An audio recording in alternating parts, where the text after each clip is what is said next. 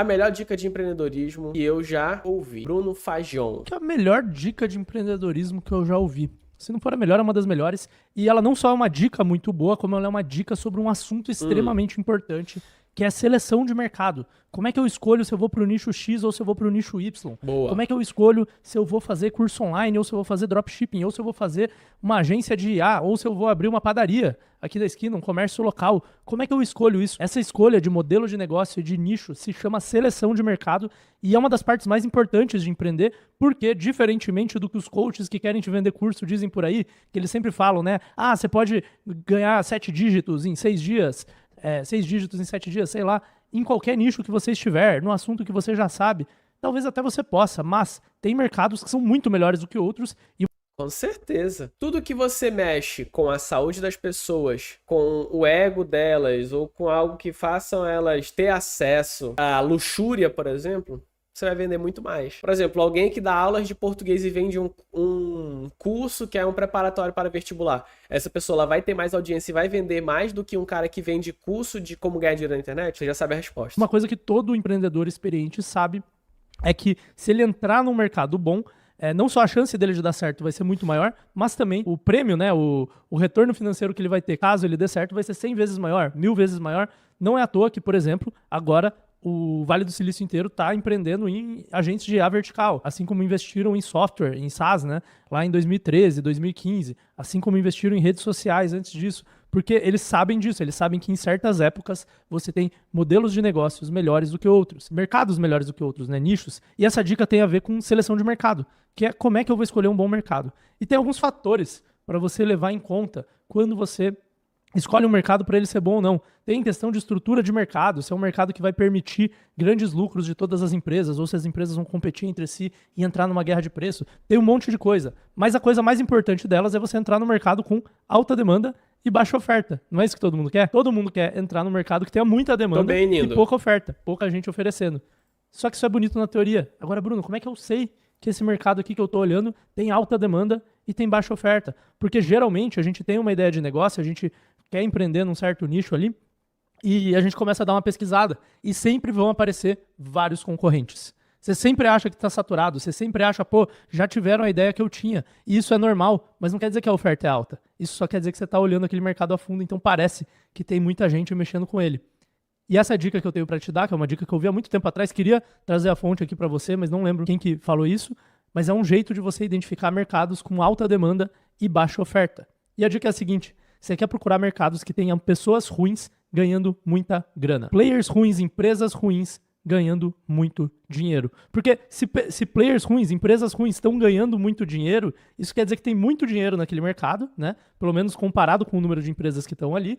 E tá faltando tanta oferta que as pessoas estão dispostas a dar o dinheiro delas por uma empresa, um prestador de serviço ali, alguma coisa que nem é muito bom, né? Então o exemplo clássico aqui é o pintor, o eletricista, o encanador, que está com a agenda lotada, se você precisa dele para fazer uma obra aí na sua cidade. Às vezes ele só pode te ajudar daqui a 3 meses. Cara, tá extremamente difícil você encontrar uma mão de obra qualificada. Eu quero aprender, cara. Eu sei mexer com encanação, sei quase nada de elétrica, eu sei que é fase neutra só, mas morro de medo de pegar choque. Sei ser servente de pedreiro, porque foi o primeiro dinheiro que eu ganhei na vida. Então eu sei fazer um traço de massa, mas eu não sei sentar tijolo, por exemplo.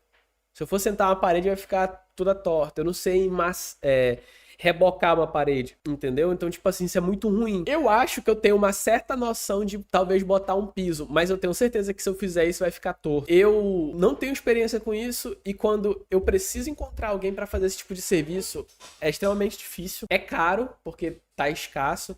Então, cara, nós precisamos aprender a fazer essas coisas.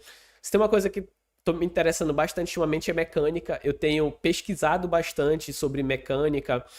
Eu troquei de carro recentemente e é um carro com uma motorização diferente. E eu tenho me interessado bastante por esse assunto. Eu fico perguntando no ChatGPT sobre as peças. Então é algo que eu tô estudando aos poucos.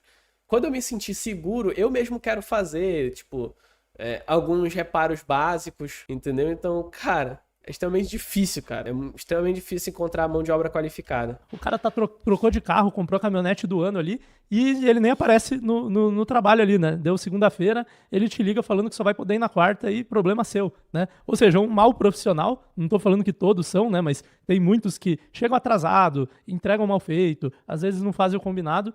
Maus profissionais que estão sendo bem pagos porque justamente em algumas regiões tem muita demanda para pouca oferta. Né? Então, eu conheço gente que teve que interromper aí a construção da casa porque não tinha pedreiro. Esse é um exemplo, só para ilustrar, né, para ficar fácil de entender esse conceito de alta demanda e pouca oferta, gerando oportunidade de mercado para você. Mas assim como você pode ver isso no nível de serviços, prestadores de serviços, né, está melhor hoje ser pintor de casa, de repente, do que ser, sei lá, engenheiro, né? O meme aí é que o engenheiro não consegue emprego na área de engenharia e está tendo que fazer Uber, justamente porque tem baixa demanda, né? O Brasil se desindustrializou e tem alta oferta, né? Um monte de gente foi fazer faculdade de engenharia. Assim como você pode pensar nessa lógica para prestadores de serviço, que no caso do engenheiro tem pessoas muito boas ganhando muito pouco, né? E no caso do pintor, de repente, tem pessoas muito ruins na sua profissão ganhando muito bem, né? Mais que um engenheiro, inclusive. Você pode pensar isso para negócios também. No caso dos negócios, se tem baixa demanda e muita oferta, né? Se é um mercado que está muito competitivo, você vai ter empresas muito boas ganhando pouco dinheiro e, se for o contrário, se for um mercado de alta demanda e baixa oferta, que é o tipo de mercado que você quer entrar, vai ter pessoas ruins, empresas ruins no que elas fazem, ganhando muita grana. Vou dar alguns exemplos, mas tem algumas sutilezas que você tem que entender, tá? Às vezes, você acha que a empresa é ruim, só que ela é boa no que importa no mercado dela, tá? Então, não é porque a empresa te atendeu mal, não respondeu o seu WhatsApp, que ela é necessariamente ruim no que faz. E, às vezes, você acha que a empresa está ganhando muito dinheiro, porque, por exemplo, o cara sai na internet falando quanto ele faturou, né?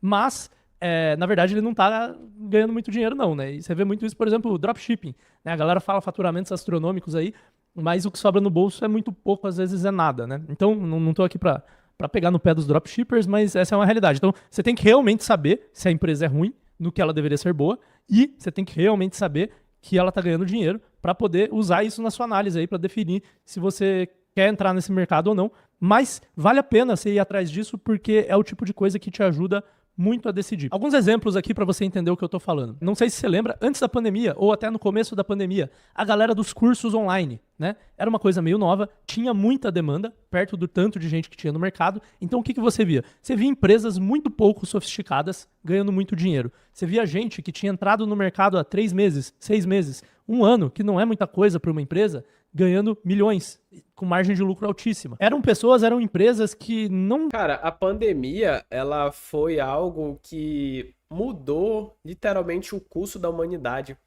Muitas pessoas ficaram milionárias, mudaram de vida. Tantas outras perderam ali a sua fonte de renda, a sua subsistência. É um período assim que vai ficar marcado pro resto da vida na nossa mente, né? Não sei quantos anos você tem, como é que foi absorver a pandemia para você. Mas, de fato, muita gente ficou muito rica com a produção de conteúdo, venda de curso, porque estava todo mundo trancado. Então, as pessoas precisavam de entretenimento, as pessoas precisavam de soluções para se reinventar profissionalmente, e quem vendia isso estava feito. Tinham muita noção de educação, de comercial, de vendas. Basicamente, elas seguiam a fórmula de lançamento do Érico, às vezes sem muita experiência ao fazer aquilo, e conseguiam dar muito resultado relativamente rápido, né? Isso aí era um sinal que dava pra ver na época de, pô, tem uns caras aí que você olha, cara, são tontos, pô, não é um empresário sofisticado, não é né, uma pessoa que, pô, até ano passado ela nem sabia mexer na internet, sabia, e agora tá aqui no Instagram produzindo conteúdo, vendendo curso e ganhando milhões. Naquela época, se você olhasse pra isso, pô, onde que tem gente que é meio ruim, empresas às vezes sem áreas inteiras importantes, sem área comercial, sem processo, sem sistema, sem noção de dados, às vezes, né? Coisas básicas para uma empresa que estão ganhando muito dinheiro. Você ia olhar para curso online. E naquela época fazia sentido. Se você olhar hoje, ainda tem gente ganhando muito dinheiro com curso online.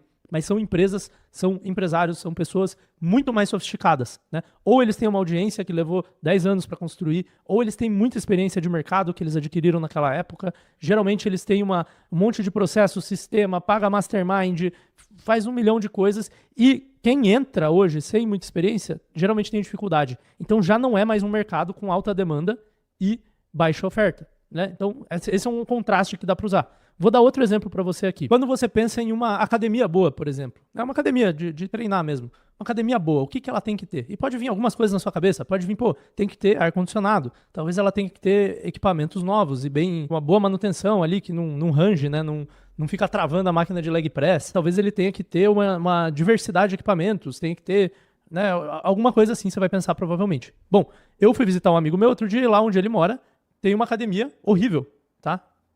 Equipamento com mais de 15 anos de idade, não lembro se tinha ar-condicionado ou não, mas estava quente, não era uma boa academia, né? Qualquer um que já treinou e já comprou academias, já assinou academias, sabe que não é uma boa academia e estava lotada. Será que ele ganhava muito dinheiro? Não sei, teria que parar ali na porta, ver quantas pessoas entram e tal, e fazer uma estimativa ali de quantos alunos eles tinham para fazer a conta. Mas provavelmente quer dizer que ali tem alta demanda por academias e baixa oferta, tá? Então, talvez para pensar em negócios... É isso que às vezes a gente tem que pensar. Não é porque tá todo mundo fazendo algo que aquele algo é bom, entendeu? Às vezes você fazer o óbvio é melhor do que você tentar inventar a parada. Eu te dou um exemplo. Você mora num bairro periférico. Vamos supor, você mora num bairro periférico, um bairro que ele tá em expansão. Pessoas estão construindo casas, aquela comunidade ou favela, sei lá. Um bairro periférico está crescendo. Tu vai abrir ali uma academia, por exemplo? Não. Talvez você não esteja no ramo de atividade correta. Agora, se você abre um material de construção, estou te dando um exemplo. Uma comunidade está começando, pessoas estão construindo suas casas ali. Faz mais sentido, você vai vender mais. Então, é você ser estratégico. É você abrir um mercadinho, uma padaria. Num lugar que tem aquela carência, você pode não ser o melhor naquilo. Mas por só ter você ali... você vai bombar de vendas, entendeu? Então, às vezes você precisa ir pelo caminho mais óbvio. Talvez esse seja um jeito, né? Será que aí na sua região, não tô falando pra você fazer um negócio local, porque tem outras coisas envolvidas, e vou fazer um vídeo sobre isso também, mas talvez aí na sua região, você vê, tem um restaurante, sei lá, um restaurante aquilo tá sempre lotado e a comida é ruim, né? Isso mostra que tem alta demanda e baixa oferta. Então, talvez seja ali naquela região, aquele tipo de negócio vale a pena de fazer. Então, assim, dependendo do que você faz, se você faz SaaS, se você faz infoprodutos, se você cria conteúdo, se você...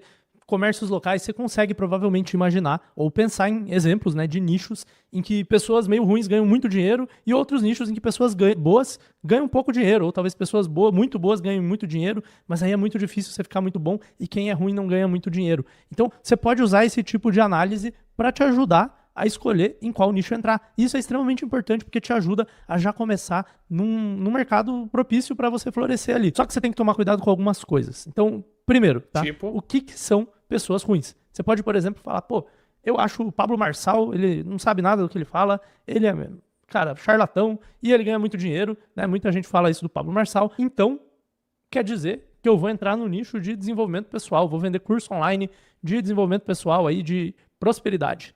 Só que aí você não entendeu nada. Porque para ganhar muito dinheiro no nicho dele, o que você precisa não é ser um filósofo, um sábio, estudioso. O que você precisa é você saber induzir as massas a te achar um cara foda. E ele é muito bom nisso. Eu te desafio a achar um cara melhor que ele. O Pablo Marçal é o cara mais brabo que tem no Brasil nisso. Ele é o mais brabo em fazer você olhar pra ele e falar, cara, esse cara é foda. Pelo menos pra uma parcela grande da população ali. Outro exemplo aqui, muitos vendedores de curso online que vocês não gostam aí. Você fala, o curso do cara é muito ruim. Então eu vou entrar no mercado dele e eu vou ganhar muito dinheiro. Dependendo do mercado, o que faz o seu negócio ser bom é você ser bom de copywriting e não de ter um bom curso. E obviamente isso não vale para todos os cursos online, tá? Por exemplo, cursos de preparação, curso preparatório para concurso público, prova de concurso público. Você tem que ter um bom conteúdo, senão você não sobrevive nesse mercado simplesmente porque as pessoas que fazem o seu curso não passam. Então, existem nichos em que o conteúdo é importante para o negócio ir bem, e existem nichos em que você tem um bom copy, você tem uma boa campanha, uma boa estrutura de anúncios, um bom time comercial, é o que é bom. E aí você vai ver esses caras, você critica o conteúdo, você fala que o curso do cara é ruim, e talvez seja mesmo, você vai ver que eles são muito bons nessas outras coisas. Então, o negócio é bom no que ele precisa ser. E isso é diferente de uma empresa que é realmente ruim no que faz, tá? Por exemplo, o exemplo do pintor lá, do pedreiro que eu dei, que ele nem vai na obra, ele chega atrasado. Ele não entrega o que foi combinado. Esse cara, você só tá contratando ele, não é porque ele é bom no que faz, não é porque ele é bom de vendas, é porque não tem outro, entendeu? Então, é isso que eu quero que você entenda, né? Como seria um pintor, um pedreiro, um encanador perfeito? Seria um cara que chega no horário, seria um cara que entrega tudo que foi combinado, seria um cara que, de repente, evita beber aí muito na noite anterior, né? Pra não chegar de ressaca. E Só que esse cara às vezes não tem, tá faltando a oferta desse cara, então o cara que é meio ruim, mesmo assim ele consegue clientes. Entendeu a diferença? E a mesma coisa vale na parte do ganhando muito dinheiro. Belo vídeo, belo vídeo, belo vídeo. Vou deixar o like, deixar aqui pra você se inscrever no canal do Bruninho. Eu acho que por hoje é só, né, tropa?